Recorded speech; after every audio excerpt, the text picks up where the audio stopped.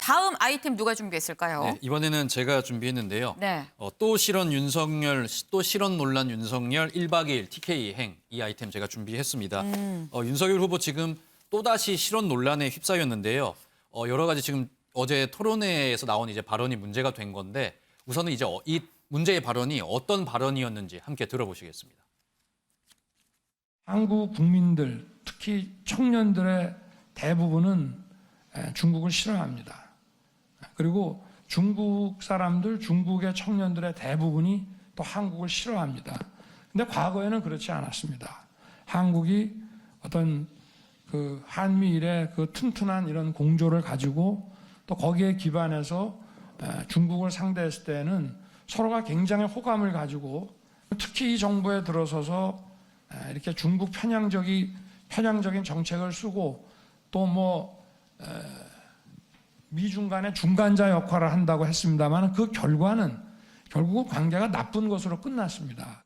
중국을 우대하는 이런 정책을 썼는데도 이런 결과가 나온 거 보면은 이 국민들 간의 이런 감정이라는 것이 그런 정부의 그 어떤 그 정책 가지고 되는 문제는 아니다. 그런 뜻이죠.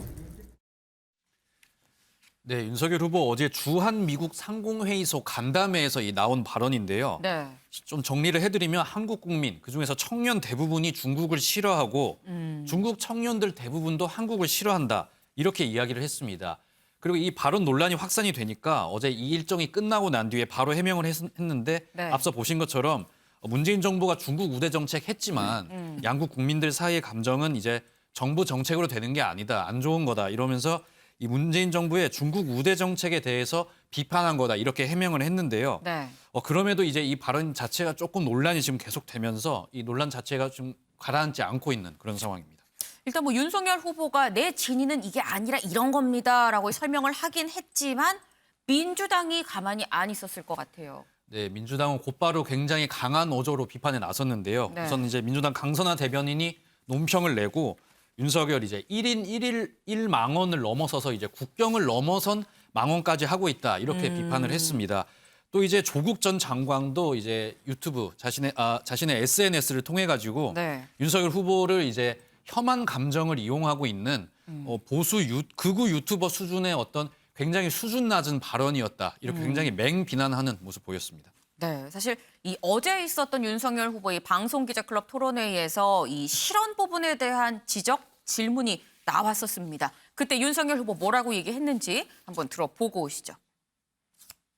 1일 실언 후보님의 잘못입니까? 아니면은 참모진들이 좀 잘못해서 그런 겁니까? 뭐 제 잘못이죠. 이거를 예. 제 진심과는 다른 실언이라고 말씀을 해주셔서 감사합니다. 이 정치 세계라고 하는 것은 뭐 이런 공직 세계나 이런 또 학문의 세계와 달라서 상대방에게 빌미를 주면은 늘 그것이 왜곡되거나 공격을 당할 수 있다는 것을 제가 잘 좀 대처를 못한 게 아니냐. 그래서 뭐 국민들의 비판은 또 당연히 수용하고 받아들이면서 제가 또 정치적인 그 책임을 질 거는 져야 되지 않겠나. 그래 생각합니다.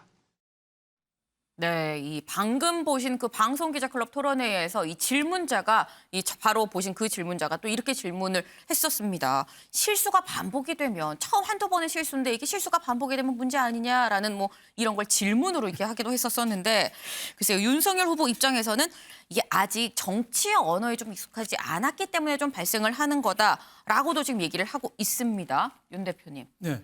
어떻게 보시나요? 이 말실수 논란. 그러니까 윤석열 후보의 말은 생각해보면 무슨 말인지는 알겠어요. 그러니까 워딩하고 콘텍스트 있잖아요. 네네. 워딩은 단어, 콘텍스트는 전체 문맥. 전체 문맥은 반중 정서, 반항 감정이 너무 커졌는데 이게 정치인 탓이 크다. 이런 문맥은 내용은 알겠어요. 근데 단어 중에서 한국 청년 대부분은 중국 싫어한다. 대부분. 또 중국 청년 대부분은 한국 싫어한다. 이렇게 단정적으로 단어가 나온 거죠. 그러니까 국민들이 듣는 사람들이 깜짝깜짝 놀라는 거죠. 그래서 이런 화법은 좀 정치인의 화법으로서는 좀 저는 뭐 말은 틀린 말은 아니라고 봐요. 사드 때문에 우리 문재인 대통령도 중국 가서 그때 혼밥도 했잖아요. 우리 저 매일경제 사진 기자는 또 중국 경호실한테 그랬어요. 얻어맞기까지 하고 병원 입원까지 할 정도로 우리가 많이 당했어요. 그러니까 반중 감정이 좋을 리가 있나요? 그리고 또 훈민정음부터 뭐 한복부터 김치까지 다 자기 거라고 하는데 국민들이 기분 좋을 리가 있나요? 그 말뜻은 충분히 이해하고 정치인들이 그걸 부추기는 저자세 중국 대중국 외교가 부추기는 측면도 있다는 거는 충분히 이해를 하는데 저렇게 단정적으로 얘기하니까 국민들이 볼 때는 깜짝깜짝 놀라는 거죠. 정치인은 가슴으로 얘기해야 되거든요. 요전에 크리스마스 전에 이탈리아 카톨릭 주교가 네. 산타크로스는 가짜다 그랬어요. 어머.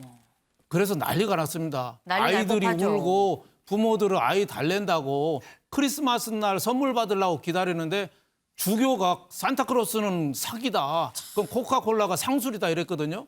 그래서 국민들이 그 이탈리아에서 난리가 나가지고 그 주교께서 대국민 사과까지 했어요. 네. 왜냐하면 말은 맞는데 국민들한테 산타크로스 어린이들한테 주는 꿈, 희망 이게 있잖아요. 그러니까 그거에 대한 그 사과를 한 거죠. 그래서 정치인의 말은 가슴이 따뜻해야 되고 꿈과 좀 희망을 줘야 된다. 산타크로스도 따지고 보면은 뭐 주거 침입죄도 될 수가 있고 사기죄도 될 수 있지만 그게 아니라는 거죠. 그래서 윤석열 후보가 말 뜻은 알겠는데 조금 좀 너무 강속구보다는 좀 커브볼도 가끔 좀 던지시라 좀 이런 말씀을 드리고 싶습니다. 네. 지금 이 윤 대표께서 뭐 무슨 의미인지는 알겠습니다만 윤석열 후보 이 좀 더 정치 언어 그리고 이 외교 언어는 좀 더 결이 다르기 때문에 그런 부분을 좀 지켜야 되지 않나라는 이런 조언을 주셨는데 윤 대표 말고 저희 해설위원인 윤 대표님 말고 김종인 위원장이 김현 기자 김종인 위원장이 또 한 소리를 했습니다. 네, 그렇습니다. 김종인 위원장도 일단 이 논란을 가라앉히기 위해서 인터뷰에 나섰는데요. 네. 방금 말씀하시는 것과 비슷한 이야기를 했습니다. 어제 발언 나오자마자 인터뷰 잡아가지고 네. 윤석열 아직 정치 초보다.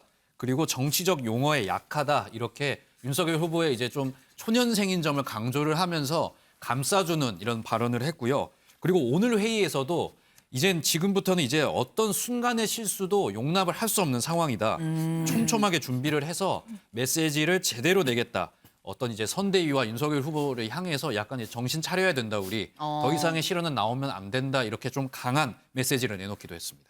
그러네요. 이 순간의 실수도 이제 용납할 수 없다라는 말은 윤석열 후보 뭐 들어라라는 지금 이런 얘기 같은 느낌입니다. 근데 윤석열 후보 상당히 좀 지금 좀 힘든 상황이긴 해요. 뭐 당 내에서 이런저런 좀 말실수도 있고요. 그러다 보니까 이 보수 지지층이 많은 TK 지역을 찾는다고요. 네, 그렇습니다.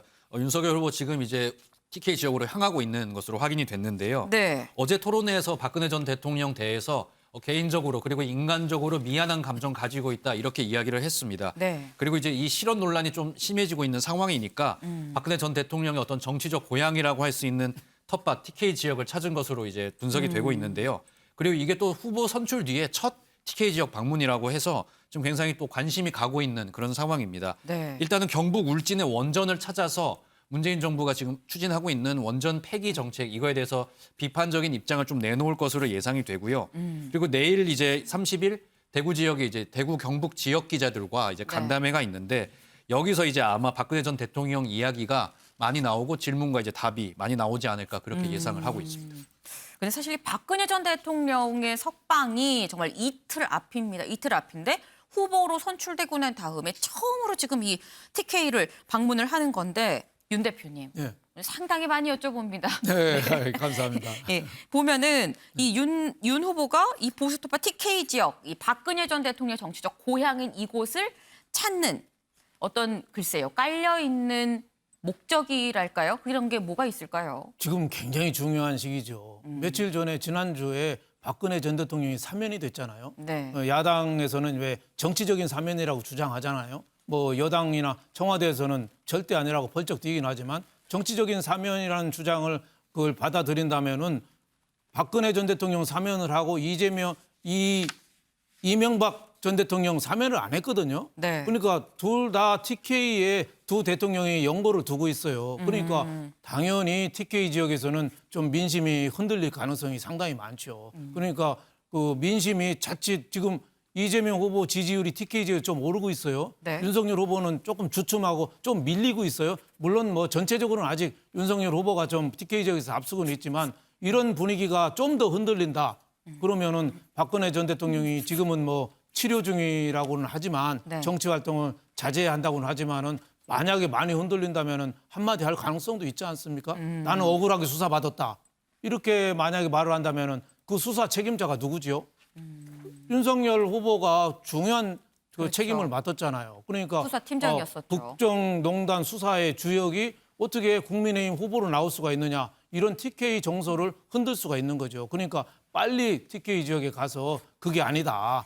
예? 내가 인간적으로는 뭐 박근혜 전 대통령한테 미안하긴 하지만은 그거는 국가적인 업무 수행 차원이었다. 좀 이해를 해달라. 이렇게 강구하게 설명을 하는 거죠. 그래서 이번 사면이 윤석열 후보한테 좀 어떻게 보면은 좀 실이 될 수도 있고 네. 이재명 후보한테는 TK 지역이 고향이기도 하거든 안동 좀 공간을 좀 열어줬다. 네. TK 지역에서 좀 뛸 수 있는 공간을 열어줬다. 이런 의미에서 국민의힘은 상당히 긴장해야 된다. 이런 생각을 하고 있습니다.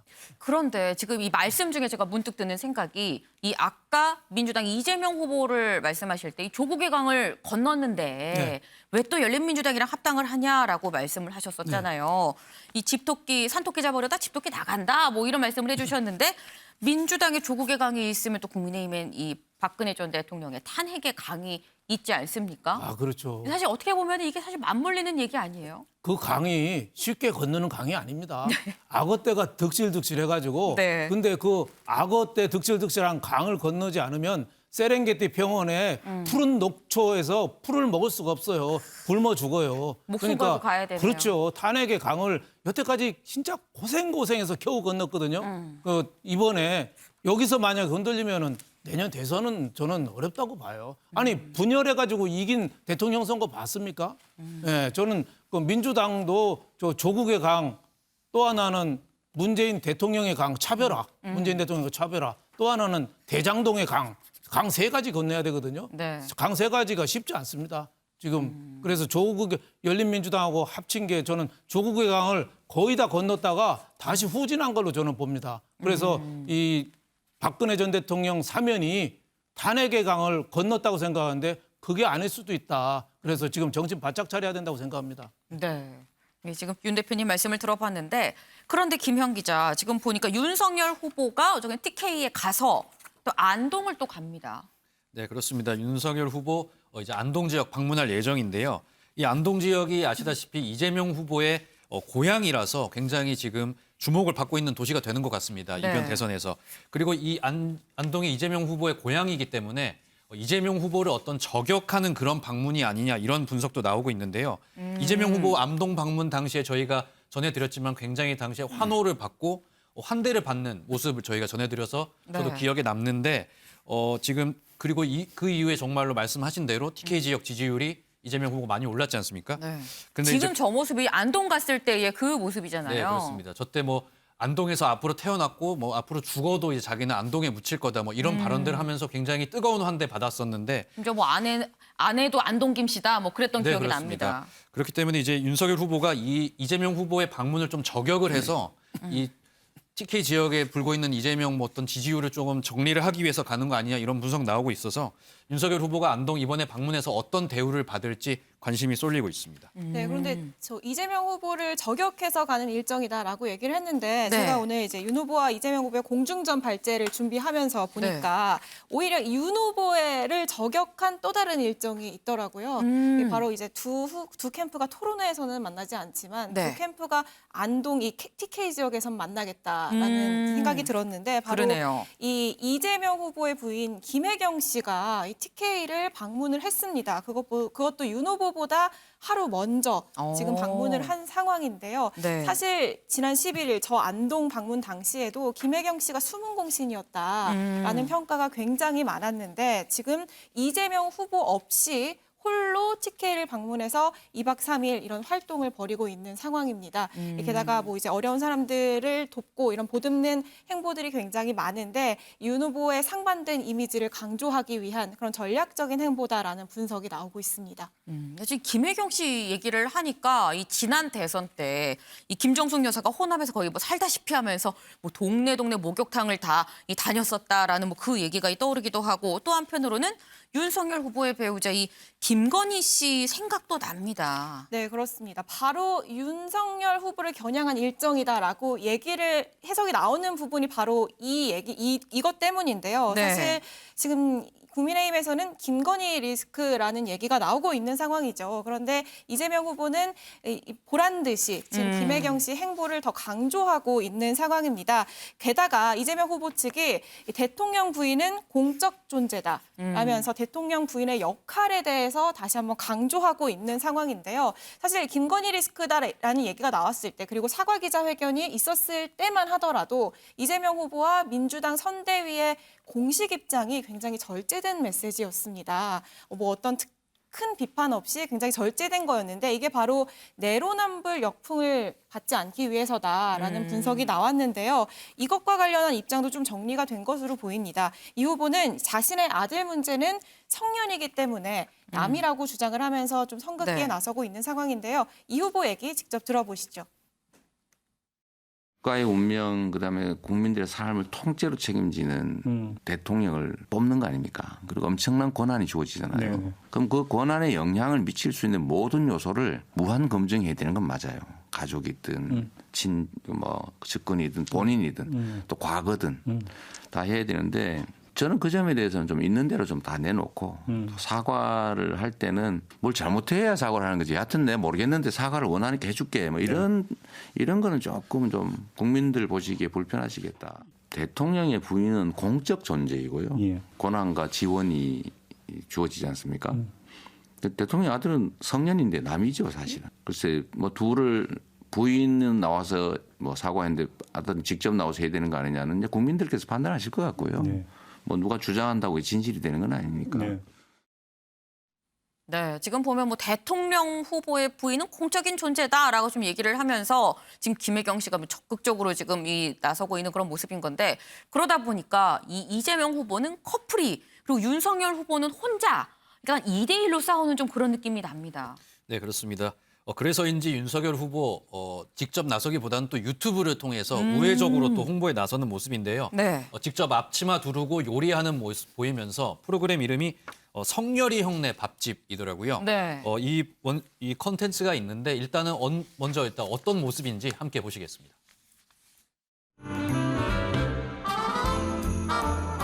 내 요리는 그냥 와서 드시는 분 기분 좋고 건강하게. 엄밀히 말하면 집밥. 시작하기 전에 화이팅 한번 하시고 여기까지. 자,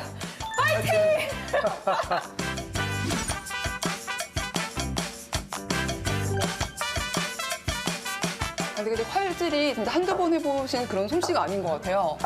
아닙니다. 이게 뭐 이제 청년들 위해서는 좀 특단의 대책을 강구해야 돼요. 네, 성렬이 형네 밥집. 윤 후보가 일반 시민들을 초대를 해서 직접 요리한 음식 이렇게 대접을 하면서 뭐 이런저런 이야기를 하는 그런 프로그램인 것 같습니다. 네. 윤석열 후보 뭐 실제로 굉장히 뭐 요리 잘한다고 하고요. 이 영상이 그제 처음 이제 공개가 될 예정이었는데 윤석열 후보가 어제 저희가 전해드렸다시피 대장동 게이트 집중하면서 대장동 현장 방문하고 하지 않았습니까? 그러면서 이 공개가 오늘 오후 6시로 연기가 됐다고 하고요. 최근에 이재명 후보 뭐 그 부인과 춤추는 영상이 굉장히 화제가 됐었는데 네. 이 영상 조회수도 이길 수 있을지 지금 관심이 쏠리고 있습니다. 네, 저의 관심은 이 성렬이 형네 밥집이 맛집일지가 상당히 좀 궁금해집니다.